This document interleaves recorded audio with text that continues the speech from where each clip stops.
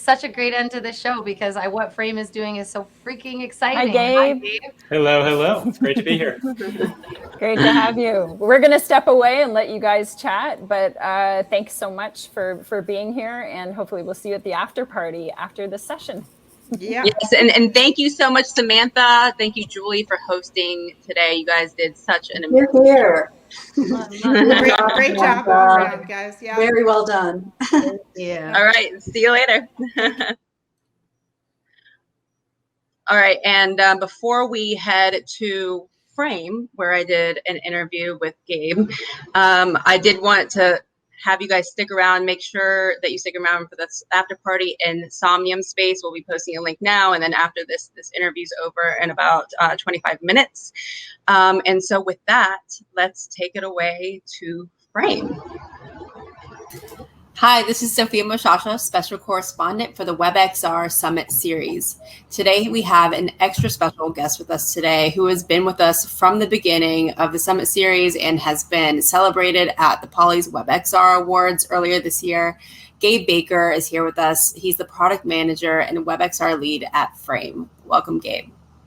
Thank you so much. I'm humbled to be here. Gabe, you've won a Poly at the last WebXR Awards and were recognized for your incredible efforts in the world of WebXR. Tell us more about your background in the immersive industry and what ultimately led you to work with Verbella's WebXR product. At Verbella, started up the Frame project, which started kind of just me, and then quickly grew to now we're a team of about 10 and hiring.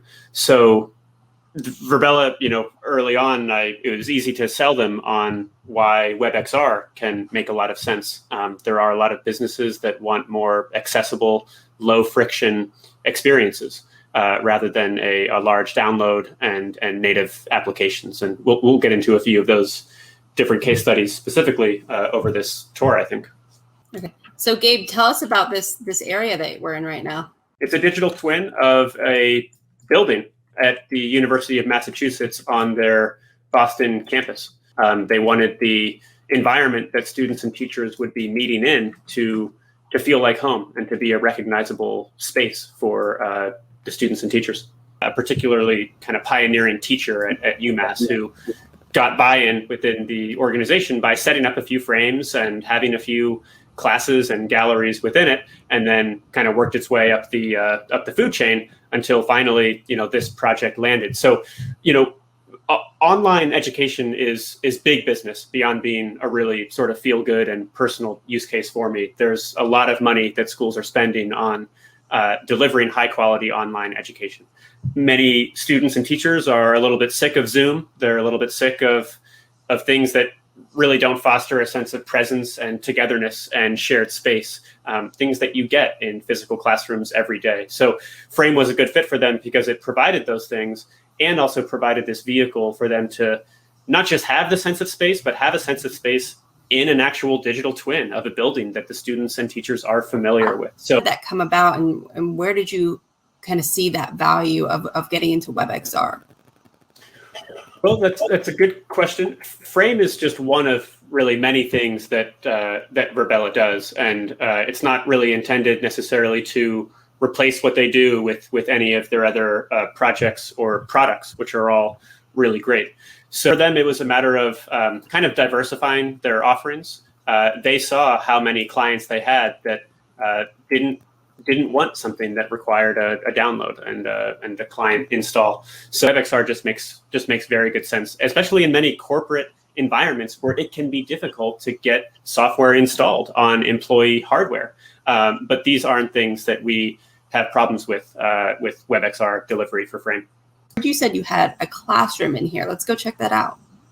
Follow me into this little tunnel here. This will take us into a little classroom space. So here we are in this space where classes, actually happen. And this is where the real value of this space comes through for University of Massachusetts and, other online education institutions that use Frame. So, I don't need to go through the whole Frame feature list, but when these classes are in here, you can, of course, look at the basics, images, videos, webcam, screen share, whiteboard. So you can pull in 3D models. Like I brought in this Triceratops here from my inventory, which I can quickly make really outrageously big, and things like that. 360-degree photos, 360-degree videos. WebXR has supported all of this stuff for a long time. So it was just a matter of kind of wrapping it all up in a way that, as you say, is accessible even to non-technical people, like just the teachers at University of Massachusetts who are willing to dive into the tutorial videos and figure out how to use it all, and then use those tools to deliver some really powerful learning experiences for students. And the beautiful thing about the sense of space you get from WebXR is that a lot of things that teachers take for granted in physical classrooms are really hard to achieve online. Things like knowing you should pay attention to the person who has walked to the front of the room, whether that's a teacher or a student giving a presentation. The ability to break into small groups kind of naturally and effortlessly is something that requires space. And space is hard to feel when you're on a Zoom call or a Teams call. So Frame really provides that. And then, all right, Gabe, this was super impressive. I know you have some more of these cool environments up your sleeve. Let's see what you have next.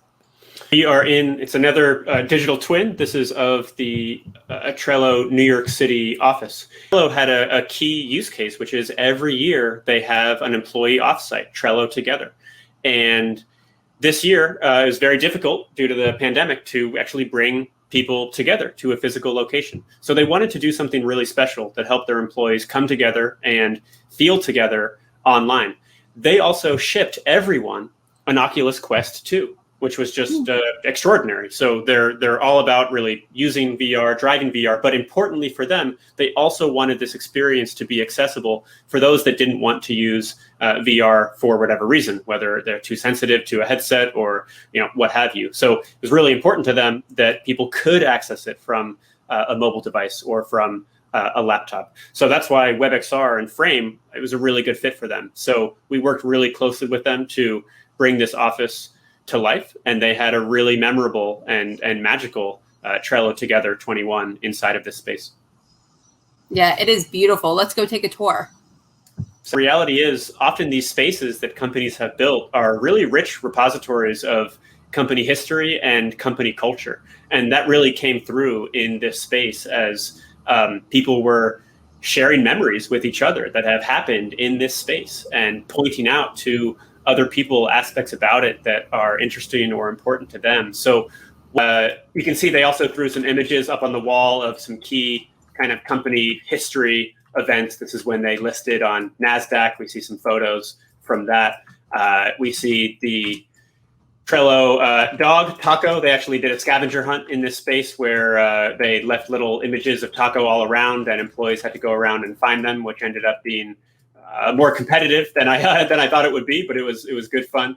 Again, some people were employees that had been hired just the past year. They hadn't seen the office, and they're actually going to have a really neat experience when they go to the office in a year or two, and they'll actually sort of already have seen it. Like they'll know the lay of the land from this experience, which is kind of cool.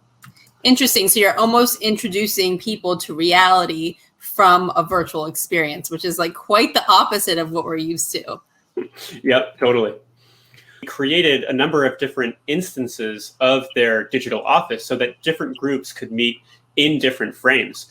But then this wall of portals that we see around us, these different doors that lead into different frames, as it were, that was the way that they made it so that people could interact with different groups of their colleagues. So rather than flood 300 people into this one frame, you have different groups of 50 that are in different frames, but then this wall of portals that made it easy to navigate from one to the other. And the WebXR spec has a really neat XR kind of link traversal that's a little bit experimental, but it does work in the Oculus Quest. So you can move from one WebXR experience to another without breaking immersion. And that was something that they took advantage of during this experience.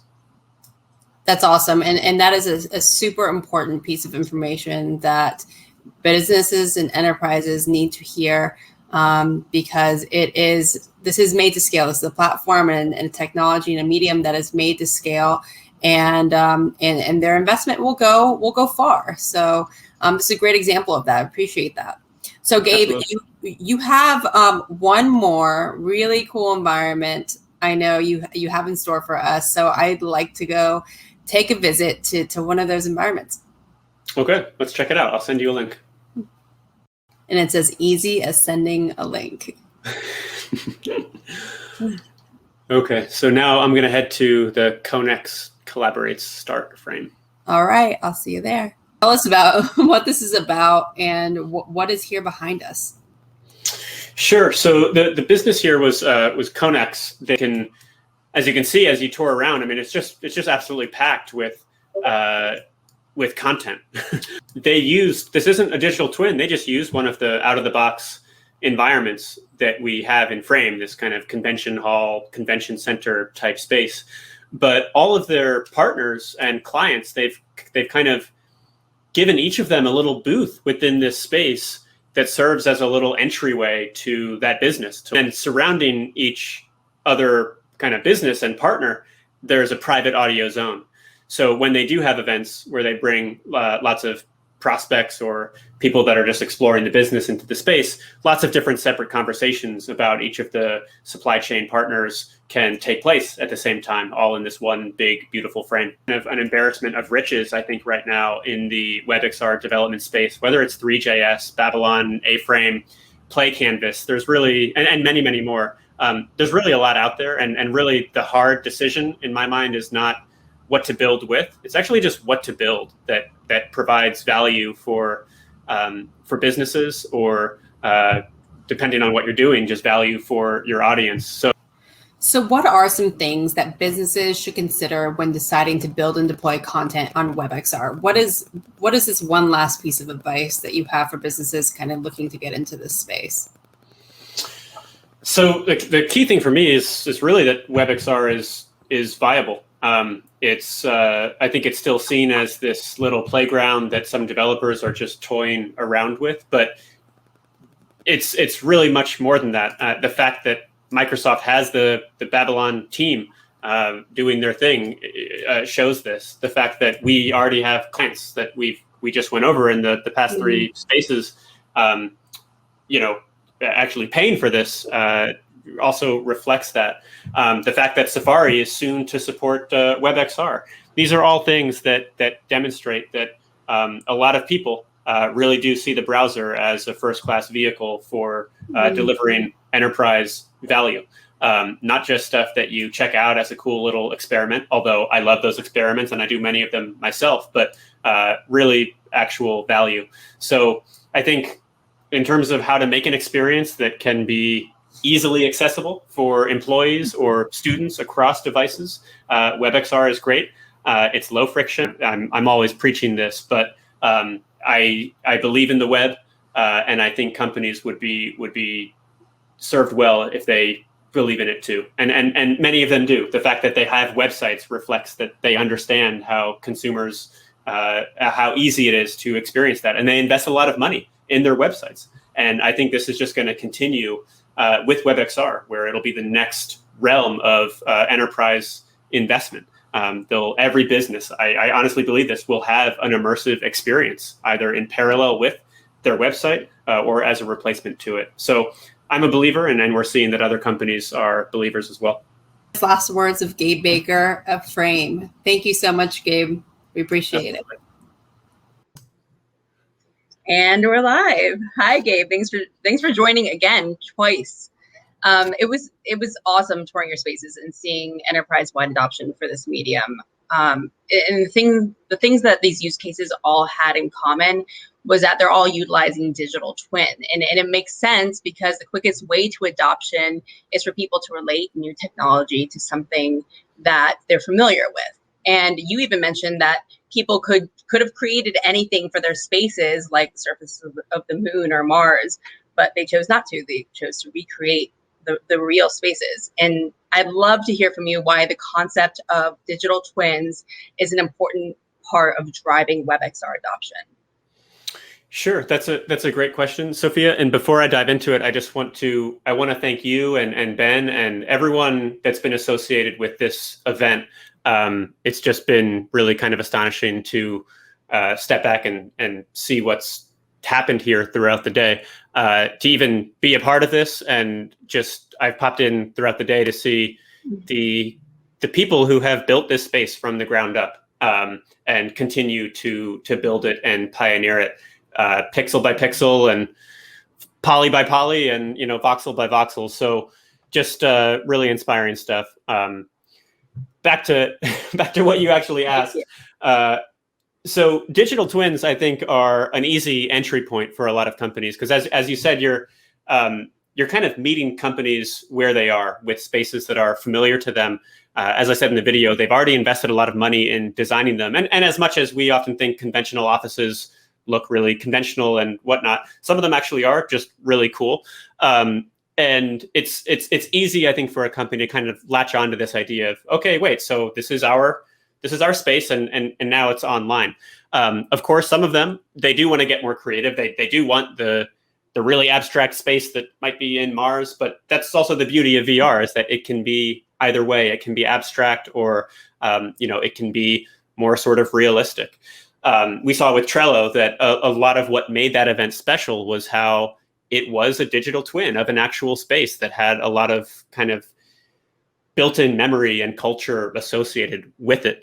So, I think it's a thing that makes sense for an enterprise. Also, having done a little bit of sales myself for the past few years, I'm just not going to be particularly precious when a company comes to me and says, hey, we want a digital twin. I'm not really going to push back too hard and say, are you sure you don't want to do something really abstract? I'm just going to say, yeah, let's do it. I see the value in it. Let's get off the ground. And often that's the first step for an enterprise. Yeah, I'd love to hear more about what kind of value. So we heard a little bit about the driving force behind it, but what are the kind of values that they're starting to realize from, kind of doing business and operations within WebXR specifically? Sure. So a lot of the value has to do with, some of these companies use digital twins more internally, and some of them it's more for kind of an external audience, like outside of the company itself. So with Trello, we saw that was more of an internal company use case. It was employees coming together to interact and collaborate. There are a lot of companies now that are either fully remote or sort of a hybrid work situation. And a lot of the value they get is this is a collaboration space. It's an alternative to Zoom that can help your team come together and feel a little bit more connected online. And there's a lot of value in that. Now, the Connex kind of convention hall type space at the end that we looked at, that third one, that was really a space that a company set up to invite in people that weren't part of the company to come in and see what that company did. Sometimes companies have offices that to some extent have open doors, right? They're not just for employees to come in and work. There also might be the area where prospects or people from other businesses come in and have meetings. So and then so for some it's a bit of a hybrid situation where there's a space there where it's used for internal company meetings, and then there's another space that's meant to be the sort of public facing space where someone online can hop in and take a look at another business's office and have a meeting with someone there. So it varies quite a bit. I think Sketchfab, it was so inspiring to see, Albin from Sketchfab, who was here. Sketchfab kind of showed the world to some extent that stuff can look good on the web. And there were there were projects that did this before Sketchfab, absolutely. But I think Sketchfab, when that really started taking off, that was kind of a turning point for a lot of people in the industry, where they could see just an incredibly sophisticated, gorgeous rendering online of a really big building of real world spaces that looked quite good. And that was, I think, a tipping point overall for this kind of digital twin space. As soon as people could see these spaces on Sketchfab, it's kind of a natural leap. Then companies started making these models just to kind of have them in some ways. You maybe put them on Sketchfab, do other things with them. But then once you have them, why not get extra value out of them by putting it in a WebXR environment that people can meet inside of and interact with in real time? So what are some future developments specifically? Now let's talk about digital twins and how those developments will better enable the creation and deployment of digital twins through WebXR mediums. Sure. So it's still, it's a bit of a laborious process, no matter how you shake it right now. I think if you want to do it well, we have some incredible artists on the Frame team who we have do some of this work. And I just want to say, just overall, I'm kind of a clunky avatar representing the Frame team, which of developers and artists who are kind of do the Frame thing. But to the extent that I can represent them, I'm happy to. So we have some artists that do this, but we have more requests than we have like bandwidth to do it. So we have some partners who just do 3D art design and like digital twinning, and we'll send these people to them. But it's just not scalable for us to be able to do all of these digital twins. Now, some technology is coming out that certainly is approaching sort of making this easier for companies to do themselves, whether it's the LiDAR, scanners on an iPhone that is starting to make it so that you can use your phone to take enough photos, and eventually you can kind of spit out a half decent model now of a space. Whether you can do that with a really big office building, I think no. Some people seem to be right on the cusp of that. So I think that technology will be there, so that in a year or two, a non-technical user who has a little bit of gear, whether it's a smartphone or something else, will be able to actually make a half-decent digital twin. We did ours just based on images and a video walkthrough. The Trello employee just took a phone walkthrough of the space and took a video. And then we got a lot of images. And that's all the raw materials you need if you're going to sort of do it by hand, so to speak. So yeah, I think the technology for this is going to mature. It's going to help people not need to come to us to make their digital twin. Yeah, well, what I really love about Frame is that you guys introduce the medium, this media, your product introduces the medium of WebXR to non-technical users and easily allows them to create and deploy content and environments on their own. And really frictionless adoption is the key to wide-scale adoption. And I think you guys are doing the XR industry at large a huge favor. What's coming up for Frame? We have about a minute left. Tell us about some developments that we have to look forward to there. Okay, I'll do a bit of a lightning round of some stuff coming up. So for those that upload your own custom environments, maybe it's a digital twin of your own that you want to upload, we're going to make it easier for you to make your own private audio zones. We're going to have a new kind of web link so that people can open a link without leaving Frame itself. So you can kind of overlay content inside of it. We've got a lot of improvements coming to scale. So people that want to hold much larger meetings inside of Frame, this is going to be possible. We have a really cool map feature coming out where if you want to put like search for Rome and a map of Rome comes into your Frame with elevation data piped in, we're going to have that. We're going to let you bring in text directly instead of bringing in an image with text on it. You can just bring in text right away. A really cool admin dashboard. So if you have a bunch of frames and you want a place to kind of tweak their settings without being necessarily immersed in a WebXR space, we're going to give you a nice admin dashboard for that. That's just kind of the ones off the top of the dome. We're growing the team. We have a lot of really cool stuff in the works that we're super excited to share with the world. And as you said, really addressing non-technical people is just a big part of our mission. I mean, we really believe that there are so many creative people out there that just need the tools in their hands to do stuff with that might not involve coding or Unity 3D or Unreal or some of these other tools that might be a little bit more cumbersome or high barrier. So we're kind of here to help give them be one of those tools. Absolutely. And with that, Gabe Baker from Frame, everyone, thank you so much for joining us tonight.